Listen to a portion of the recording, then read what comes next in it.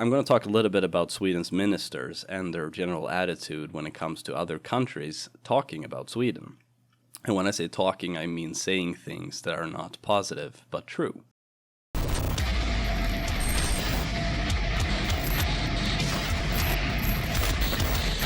So soon after having been greatly assisted by Poland during Sweden's large amount of forest fires last summer, our Swedish mainstream press immediately proceeded to remind the Swedish people that despite this, according to them, isolated and rare act of kindness, Poland is still a terrible country, run by fascists who heavily limit the freedom of the press and has a corrupt judicial system. If you take a look at the Swedish newspaper Aftonbladet's webpage, 8 out of 10 articles about Poland either imply that Poland is being run by far-right Nazis, is inhumane against migrants, is greedy and take benefits from the EU while not living up to their responsibilities, or are just written hit pieces that are personal attacks against individual politicians in Poland. And recently, this disdain for Poland is even more firmly cemented in place by, according to the Swedish press, lying Polish politicians talking smack about Sweden. Now, it takes someone as utterly fanatic as the journalist Jonna Sima to manage to shoehorn America's president into a conversation about the relationship between Sweden and Poland, but somehow she still managed. This is an opinion piece of hers, which unfortunately for Sima and her readership was published the 10th of August this year. It's a piece of text which would have been better to never have been written. In it, she both accuses Poland of being governed by liars, and the entire nation is, according to Sima's employer, the Swedish newspaper Aftonbladet, an, I quote, authoritarian regime. She brings up the last night in Sweden incident with President Trump when he saw a Fox News segment in which an American journalist got physically attacked in one of our many no-go zones. Sima accuses the segment of being extremely partisan and biased, which is rich, coming from a person who works for a newspaper that is merely the loud-mouthed whore of our social democrat government. President Trump was off with a couple of days when he said that there have been problems last night in Sweden, all while Sima and Aftonbladet tends to be off entirely with most of their political predictions, especially those coming from their political editor-in-chief, Anders Lindberg, who was certain that Brexit would never be possible, while likening the Leave camp to the Death Eaters from the Harry Potter franchise. Yes, that passes as serious political commentary in this country.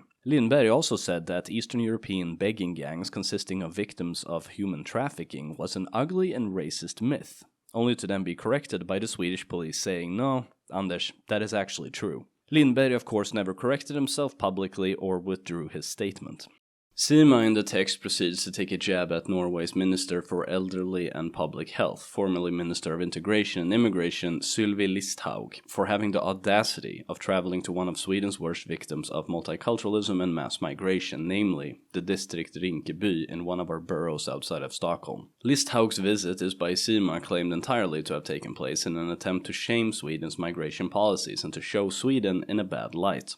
The idea that we would need help of people from foreign governments in order to make us look bad is the type of delusion you can only achieve after having spent years under the complete influence of ideological tunnel vision. After having wrapped Sima's readership in a by her graciously provided fluffy quilt of victimhood, while ensuring them how mean and cynical and deceitful everybody is when it comes to their portrayal of Sweden, Sima then moves on to her primary target, at least for now, which is Poland. The Polish EU member Beata Mazurek is, according to Sima, lying through her teeth when claiming that murder, rape, fear, and Sharia zones are making Swedes flee to Poland. Despite me personally being aware of Swedes who have actually moved to Poland, in part motivated by these very reasons, our neighboring countries are actually far more common destinations for Swedes who are sick and tired of the growing Islamization and ever-increasing importing of crime and extremism into this country. So I would question Mazurek's claim. But here's the thing. Despite Sima providing the number of Swedes who have immigrated to Poland from Sweden's Central Bureau of Statistics,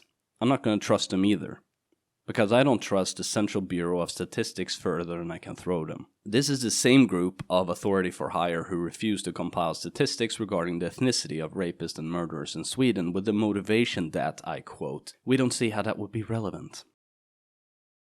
In American prisons, they openly display statistics about the racial demographic of their prison population because it's useful in order to close in on specific groups that are overrepresented in specific crimes. So our Central Bureau of Statistics' unwillingness to display these statistics, I'm just going to assume is based upon political loyalty rather than the information not being relevant.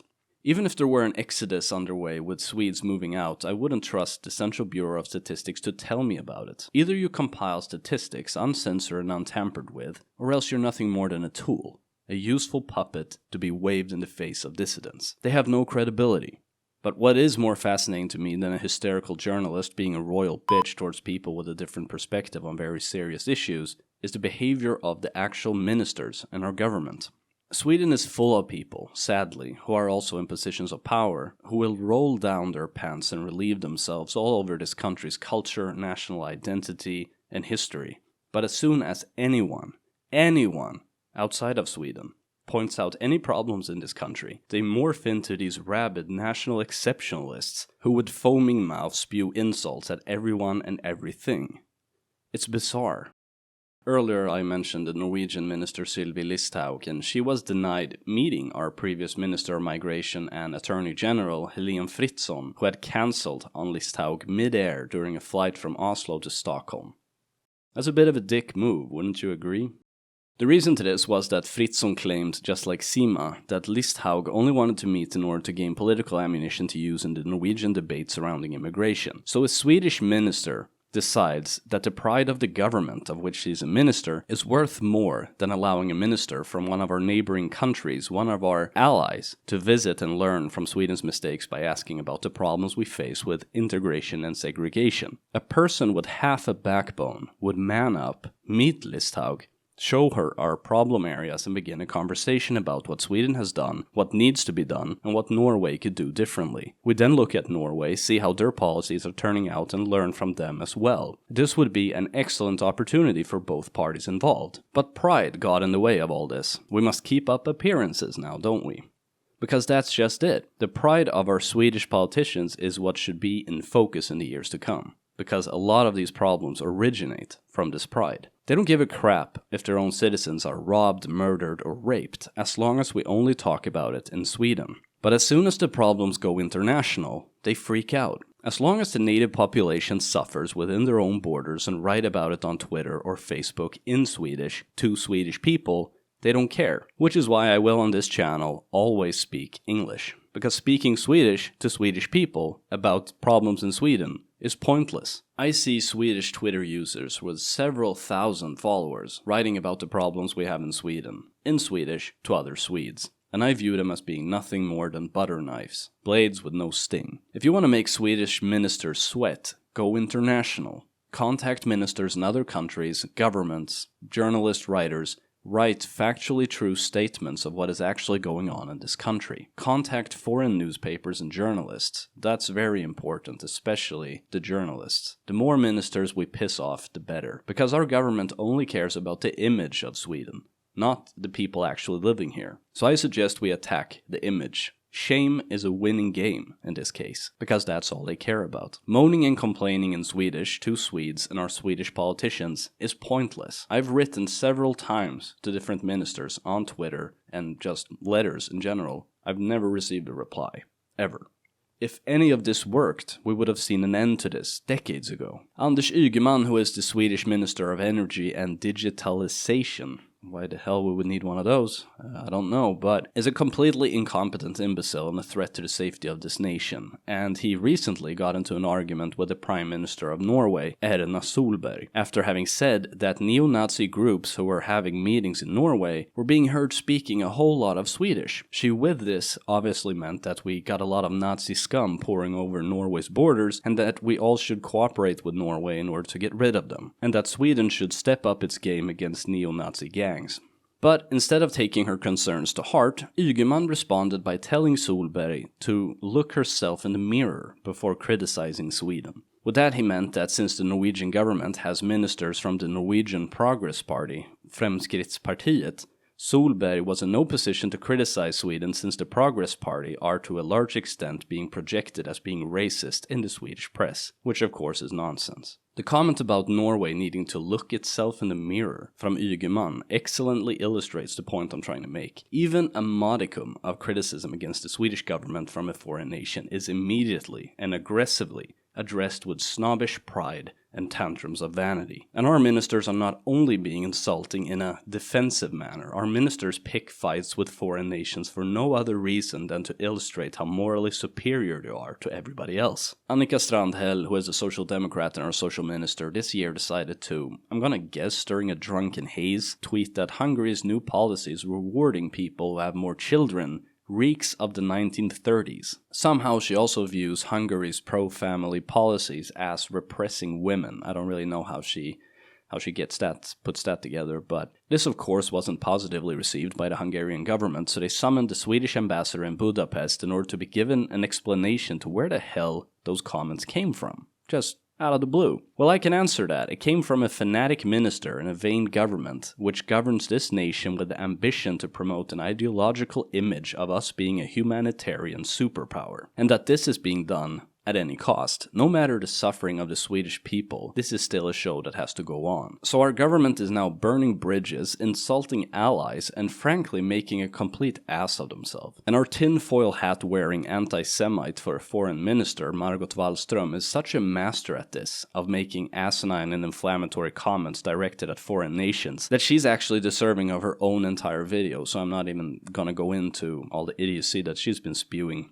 In the coming years, Sweden is gonna need every single friend we got. But now Norway has promised to lock down their borders if our extremists and gangs decide to head west, which they already have, as is shown in some of my previous videos.